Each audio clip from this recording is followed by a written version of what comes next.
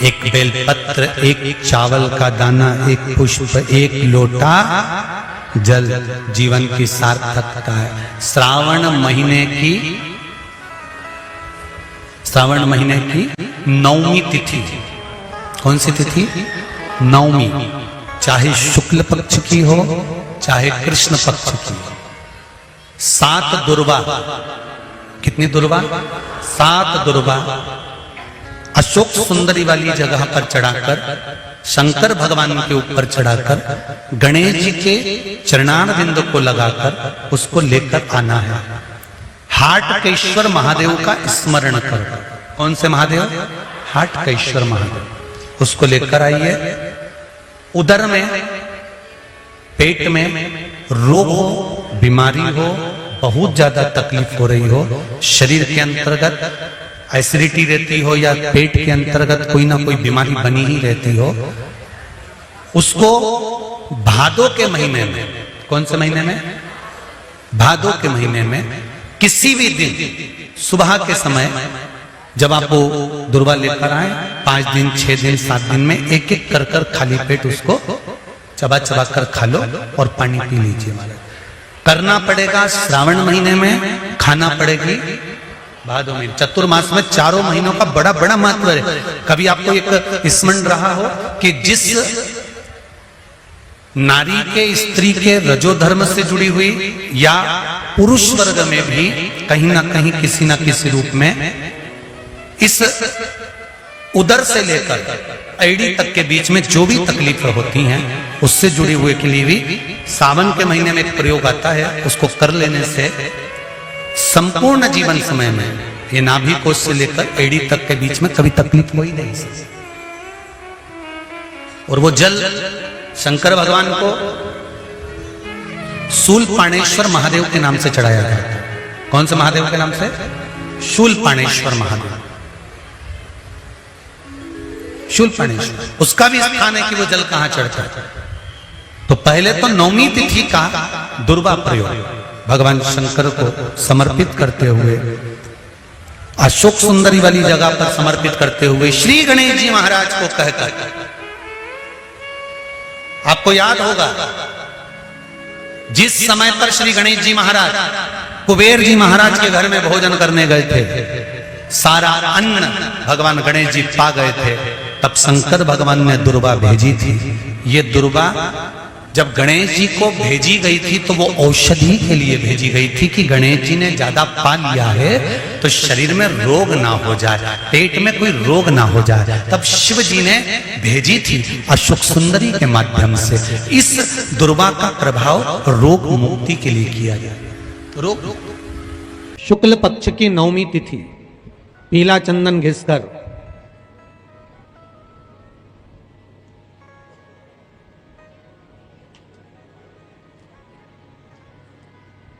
उस चंदन को एक सुंदर पीपल का कोमल पत्ता, कोमल पत्ता मतलब एकदम, एक तो पीपल का होता है कड़ला पत्ता, एकदम कड़क हो जाता है, और एकदम होता है कोमल पत्ता।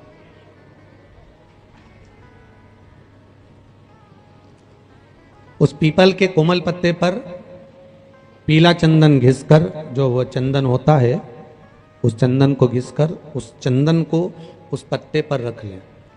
और महाराज उस पत्ते को मध्याह्न के समय पर, जैसे जब सुबह के समय पर सारी पूजन हो जाए, अर्चना हो जाए, भगवान शिव के मंदिरों में जल समर्पित हो जाए, उसके बाद में जब बाबा एकदम आनंद में विराजे हों, तब जहां शिवलिंग रखा होता है,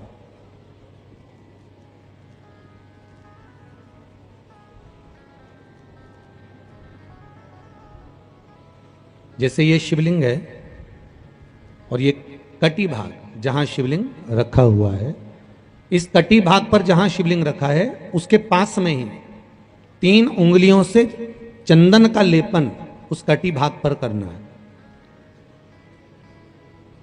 जो उंगलियां लगी रहेगी उसी को अशोक सुंदरी वाली जगह पर स्पर्श करना है। और अशोक सुंदरी वाली जगह पर स्पर्श कर कर कुछ देर तक चंदन लगे रहने देना है, उसके बाद में उस चंदन को वापस निकाल कर लेकर आना है। कटी भाग पर जो लगाया गया है उसको भी निकाल कर वापस लेकर आना है। फिर बाबा का स्नान नहीं कराना है, केवल चंदन लेकर आना है, उसी पीपल के पत्ते पर रखकर। एक डिब्बी में उस चंदन को आप रख लीजिए। कुछ दिन जिसकी नेत्र ज्योति कमजोर है, चश्मा लग रहा हो, श्रवण शक्ति कमजोर हो, सुनाई कम दे रहा हो, उसके कंठ से इस ठोड़ी तक उस चंदन का तिलक लगाना प्रारंभ कर दीजिए और नेत्रों के नीचे थोड़ा सा वो चंदन लगाना प्रारंभ कर दीजिए। लगभग 20 से 22 दिन तक आप उसका प्रयोग करिए और एक रुद्राक्ष का जल शिव को समर्पित कर कर उस जल का आचमन करना प्रारंभ कर लीजिए। लगभग 22 दिन लगेंगे। धीरे धीरे फिर जाकर डॉक्टर को जांच करा लेना, नेत्र की ज्योति बढ़ना प्रारंभ हो गई है। पर विश्वास के साथ में, भरोसे के साथ में, क्योंकि सबसे मूल अगर कुछ है तो विश्वास मूल है। मानो तो मैं गंगा मां हूं और ना मानो तो बहता पानी। अगर आपका विश्वास प्रबल होगा, भरोसा अगर प्रबल होगा, विश्वास अगर प्रबल होगा तो भगवान मिलेगा। और अगर विश्वास नहीं है तो परमात्मा नहीं मिल सकता।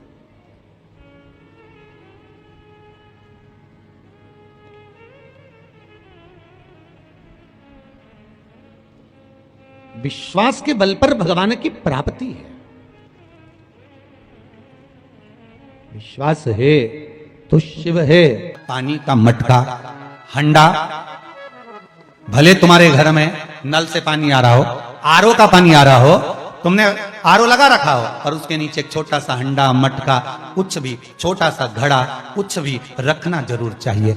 रसोई घर में भले इतना बड़ा हंडा रखो, मटका रखो, घड़ा रखो, कलश रखो, पर रखना जरूर चाहिए। क्यों? उसमें पितरों का स्थान होता है। तो घर में, रसोई घर में कभी परिवार में किचकिच नहीं होती, क्लेश नहीं होता। अगर हंडा भरा हुआ है, हंडा खाली होते होते जब सुबह के समय पर पानी थोड़ा रह जाता है, उस घर में जहां हंडा आधे से ज्यादा खाली हो जाता है, शास्त्र कहता है, भविष्य पुराण कहती है, जहां पानी का हंडा आधे से ज्यादा खाली हो गया, समझ लेना दूसरे दिन रसोई घर में क्लेश जरूर होगा, यह पक्का। इसलिए हंडे की सीमितता देखी जाती है। मटके को, हंडे को, कलश को आधे से ज्यादा भरकर रखा होना चाहिए। भले आधे तक भरा रहे पर आधे से नीचे नहीं जाए। उस घर में अब माताएं पूछती हैं, पंडित जी हमारे घर में बहुत क्लेश है, हमारी बहू सुनती नहीं, बहू के हमारी सास नहीं सुनती। क्लेश हो कहां से रहा? जब तुम लड़की पसंद करके आई, उसका पांव देख के आई, 25 बार फोटो देखा, अपनी रकम तोड़वा तोड़वा के बहू को सोने की रकम चढ़वा दी, खुद ने अच्छी साड़ी नहीं पहनी, 10-10 हजार का सूट चढ़ा दिया, चुन्नी बेस, डब्बा दिया तैयार होने का, चप्पल दी नाप की, चूड़ी का नाप मंगवाया, इतना प्रेम, और घर पे आके जगदम्बा हो गई। कारण क्या है? इतना क्लेश कहां से आ गया? जब तुमने पसंद करी, तुमने देखी, लड़की वालों ने यहां देखा, लड़के वालों ने वहां देखा, जब एक दूसरे को देख के सब बात हुई है, संबंध हुआ, रात रात भर बात चली, फिर क्या हो गया? यहाँ तो रोज फोन लगाती थी, मम्मी ये वाली साड़ी तैयार कर लो, हाँ बेटा कर ले, ऐसी ऐसी बात सास और बहू में चले, चूड़ी का नाप भेज दीजिए, चोली का नाप भेज देना, और मैंने डब्बा तैयार कर लिया है, मैंने वीडियो कॉल में दिखाया, देख ले यही है, चप्पल भी लिए, ये भी लिया, चोटी भी ली, गजरा भी लिया, दुनिया का सामान लिया, शादी करी, ने 2-3 लाख रुपए तो गार्डन में खर्च कर दिए, ने लोगों के खूब चटाया, 2-3 लाख रुपए खाने में खर्च कर दिए, गिफ्ट भी दिया मेहमानों को। जब इतना खर्च करा, इतनी जोरदार बातचीत थी, फिर आखिर 1-2 साल में ऐसा क्या हो जाए कि ये जगदम्बा ने ये कात्यायनी हो जाए? कारण क्या है? वो कारण तो ढूंढो। अरे बोलो तो सही है कि नहीं है? कारण तो ढूंढो कि कारण क्या है ऐसा, कि क्या कारण हो गया? अब दोष दे नहीं कि माँ ने सिखा दिया होगा, और वो दोष दे, तुम तो अपनी माँ के ही हो, हमारी तो सुनो ही नहीं। अब वो इधर दोष, वो उधर दोष दे, ये दोष देने से कुछ नहीं हो, अपने कर्मों का दोष देखो। ने जरूर झांक कर देखना कि सवेरे सवेरे कहीं हंडा खाली तो नहीं मिल रहा है, पूरा नीचे तक तो नहीं चले गया, आधे से नीचे तो नहीं हो गया, मतलब घर में दूसरे दिन क्लेश तो होना ही है। भले कटोरी के चक्कर में, पानी के चक्कर में, रसोई घर के चक्कर में, रोटी के चक्कर में, चाहे दिन भर में कभी भी होगा, पर 24 घंटे में क्लेश होगा, वो पक्का है। थोड़ा भरा, क्यों भरकर रखा जाता है मटका? क्यों भरकर रखते हैं हंडा? क्यों कहा जाता है कि जिस समय वास्तु पूजन होता है, पितरों के लिए पूजन करी जाती है, तो हंडा भरा जाता है, नया कोरा मटका, नया हंडा वास्तु पूजन में भरा जाता है। क्यों? और जब पंडित जी सिर पे मंगवाते हैं, नारी भर कर लाती है, गृह प्रवेश होता है, भरा हुआ मटका, खाली नहीं भरा। और जब भरवाते तो इतना भरवाते कि उसका पानी उंडेलना चाहिए। वास्तु पूजन का नियम है, जिस समय मटके को भरकर लेके आते हैं घर के अंदर, कलश भरकर लेके आते हैं, वास्तु प्रवेश करते हैं, गृह प्रवेश करते हैं, तो मटका इतना भरा जाता है, उसका पानी बाहर ढुलना चाहिए। और जब लेकर आए तो झलकता हुआ पानी होना चाहिए। नारियल रखे, आम का पत्ता रखे तो पानी गिरता रहे। पर माताएं तो अपने फैशन में नहीं, ग्रेंटिंग पेंटिंग कराए तो पानी गिरा तो वही नाराज हो जाए। बेचारा पंडित जी की हालत खराब कर कि तुमने इतना पानी क्यों भरा, कम नहीं भर सकता था हमारा पूरा। ये तो परंतु शास्त्र रीति क्या कर रही है, भविष्य पुराण क्या कर रही है, हमारी शास्त्र क्या कर रहे हैं कि पानी भरा हुआ जब चलता है, झलकता झलकता चले, घर में जब प्रवेश करे तो भगवान से यही प्रार्थना रहती है कि लक्ष्मी ऐसी झलकती रहे, इतनी कृपा कर दे। पर लोग, पंडित जी भी कह दिया अच्छे कपड़े पहनी बेचारी ने, पिन मिन लगाई हो, बढ़िया जोरदार पल्लू मल्लू लिए, तो अब डब्बा मब्बा भर के तैयार कर पेंटिंग पेंटिंग कर, जब पानी गिरे तो कहीं तो बेचारा पंडित जी भी कहे थोड़ा खाली करो पंडित जी, खाली करो। और खाली करा, इतना भर दिया। अब वो मैंने आम का पत्ता, नारियल सब धर दिया। और ना झलके ना कुछ झलके, क्योंकि इसका अहंकार इतना झलके तो कलश की खाक झलके। ये तो गृह प्रवेश कर रही तो अपने आप को ऐसी समझ रही कि हमारा बराबर कोई नहीं बनाया ऐसी, और ऊपर से फोटो खींच रहा। अभी इसका अहंकार इतना झलके तो कलश के खाक झलके। अब जो झलकना है वो तो झलका ही नहीं, झुमका झलका। और कहा मतलब का झलका है, सो झलके सो। इतना सुंदर कहा है। हम पूरे छत्तीसगढ़ वालों से नहीं, पूरे देशवासियों से कहना चाहते हैं, हे छत्तीसगढ़ वालों, थोड़ा सा लालच देखकर, थोड़ा सा धन देखकर धर्म मत छोड़ना। दूध नहीं दे गाय तो गाय को रोड पर मत छोड़ना। और इच्छा अगर भगवान भोलेनाथ पूरी करने में देरी लगा दें तो भी एक लोटा जल मत छोड़ना। कोई कितना लालच दे, कोई कितना धन दिखाए, कोई कितनी भी संपदा दिखाए, तो भी अपना सनातन धर्म मत छोड़ना। अपना सनातन धर्म छोड़कर हमें कहीं नहीं जाना। इससे सुंदर कोई धर्म नहीं होगा जहां एक लोटा जल सारी समस्या का हल। बोल बम का नारा है, श्री शिवाय। इससे सुंदर धर्म क्या होगा? एक लोटा जल चढ़ाया, 3 बार ताली बजाई, काम हो गया। और शिव पुराण तो यहां तक कहती है, भगवान शंकर की कथा तो यहाँ तक कहती है कि बाबा की कथा में हमारे पास में कई लोग कहते हैं बाबा जी हमारे पास डमरू नहीं है, हम डमरू बजा सकते हैं। कोई ने कहा बाबा जी हमारे पास ये नहीं है, हम ये ला सकते हैं। यहाँ तक शिव पुराण कहती है, शंकर भगवान को प्रसन्न करने के लिए स्वयं देवताओं ने भी जो प्रयास करा, हाथ के डमरू नहीं, सामान के डमरू नहीं, अपने गाल के डमरू का नाद, गाल के डमरू का नाद किया। इसलिए आज भी बंगाल में, आज भी साउथ में, आज भी दक्षिण में गाल के डमरू बजाए जाते हैं। आपने देखा होगा कोई ऐसे दीवान को उड़ करता हुआ, कोई ऐसे करता हुआ। जब देवी की पूजन करते हैं, देवता की पूजन करते हैं, तो कई लोग डमरू का नाद करते हैं। इसको गल डमरू करते हैं। नहीं, हमारे पास कुछ नहीं। अरे तेरा ही दिया मैंने खाया पिया है, पूरा शुक्रिया तेरा शुक्रिया है, भोले बाबा ने बहुत दे दिया है, तेरा शुक्रिया है, तेरा शुक्रिया। थोड़ा सा लालच देखकर धर्म मत छोड़ना। गाय दूध देना बंद कर दे तो रोड पर मत छोड़ना। और अगर मेरा भोले बाबा थोड़ी देने में देरी कर दे तो भी एक लोटा जल चढ़ाना मत छोड़ना। तो छोड़ना नहीं, लगन, पीछा पकड़ना, पीछा पकड़। भगवान भी सोचता होगा इतना पानी गिरा रहा हूं, इसके बाद में भी छाता छोड़कर जा नहीं रहा है, टस से मस नहीं हो रहा, वहीं खड़ा छाता ले लेता। आप लोग तो अंदर बैठे हो, आप अंदर बैठे हो, ये 5 पंडाल में शिव भक्त बैठे हुए हैं। इसके बीच में जो जगह है, जरा देखो, ये पहले और दूसरे नंबर के पंडाल के अंदर बीच में जगह है, उस जगह में भी लोग छाता पकड़ के, दोनों ओलतन का पानी आ रहा है, इधर का भी पानी आ रहा है, उधर का भी पानी आ रहा है, और उसके बीच में खड़े। उधर देखिए, उधर से पानी आ रहा है, उधर से पानी आ रहा है, तो भी बीच में खड़े। उधर देखो, चौथे पंडाल के वहां पर भी ऐसे खड़े हुए हैं। कितनी भक्ति होगी आप। और केवल ऊपर का पानी नहीं, नीचे कीचड़ का पानी भी होगा, पानी पाँव में भी लग रहा होगा, पानी कपड़ों में भी लग रहा होगा, कीचड़ भी लग रहा होगा, पर आपकी भक्ति अभी है। और ये आप सीहोर वाले बाबा को सुनने के लिए नहीं आए, और सीहोर वाले बाबा की सामर्थ्यता भी नहीं है कि हम आपको कुछ सुना सकें। ये तो स्वयं श्रावण के महीने में जितने श्रवण करने के लिए आए हैं, ये सावन के महीने में जो श्रवण करने आए हो, सुनाने वाला भी मेरा महादेव है और सुनने वाला भी मेरा महादेव है और कराने वाला भी मेरा महादेव है, कोई दूसरा नहीं है। एक संबंध जुड़ गया, एक संबंध, परमात्मा, एक रिश्ता। एक बात बताएं आपको, अपने मन की बात है, वैसे बताना नहीं चाहिए, फिर भी हम तुम्हें बता देते हैं। सुनो, पहले हम भी तुम्हारे जैसे ही मंदिर में चले जाते थे, जल चढ़ा देते थे, जैसे सब लोग चढ़ाते हैं वैसे ही हम भी थे। हम भी मंदिर में चले जाते थे, एक लोटा जल चढ़ा दिया, मंदिर धोया, साफ करा, धीरे धीरे धीरे धीरे धीरे धीरे। हमें क्या मालूम था कि भोलेनाथ जी मंदिर में जल चढ़ाने वाले का हाथ पकड़ लेते हैं और उससे अपना रिश्ता बना लेते हैं।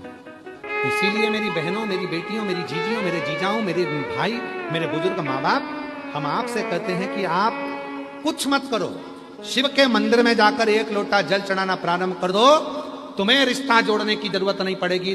बाबा खुद तुम्हें अपनी बेटी बना लेगा, तुम्हें अपना बेटा बना लेगा और तुमसे रिश्ता जोड़ेगा। इतना सुंदर शिव महापुराण की कथा में तुम रुका जी चंचुला देवी को कह रहे, किसी मंदिर में नगाड़ा नहीं बजा सकते, मत बजा। किसी मंदिर में घंटा नहीं बजा सकते, मत बजा। किसी मंदिर में मंजीरा नहीं बजा सकते, मत बजा। किसी मंदिर में जाकर ढोल नहीं बजा सकते, नगाड़ा नहीं बजा सकते, मत बजा। पर शिव पुराण की कथा कहती है 5 ऐसे हैं जिनके चेहरे पर यदि आपके द्वारा मुस्कुराहट आ जाए तो समझ लेना कि आपकी जिंदगी नगाड़ों से, ढोल से, मंजीरे से और खुशियों से भर गई। 5 ऐसे। पहले नंबर पर है मां, दूसरे नंबर पर है पिता, तीसरे नंबर पर है बेटी, चौथे नंबर पर है बहू और 5वें नंबर पर है शिव का भक्त।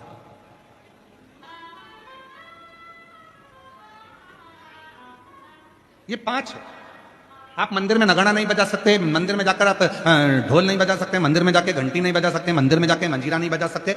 दुनिया की यदि सारी खुशियां आपको आपकी जिंदगी में चाहिए तो इन 5 को प्रसन्न रखने का प्रयास करो। इनके चेहरे पर स्माइल होना चाहिए। तुम्हारे घर के बुजुर्ग माँ, तुम्हारे घर के बुजुर्ग पिता, तुम्हारे घर के अंदर रहने वाली बेटी, तुम्हारे घर में आने वाली बहू और तुम्हारे घर में आने वाला कोई शिव भक्त जिससे तुम मिलो, उसके चेहरे पर प्रसन्नता होना चाहिए। समझ लेना कि तुम्हारी जिंदगी की सारी तरक्की तुम्हारे सामने।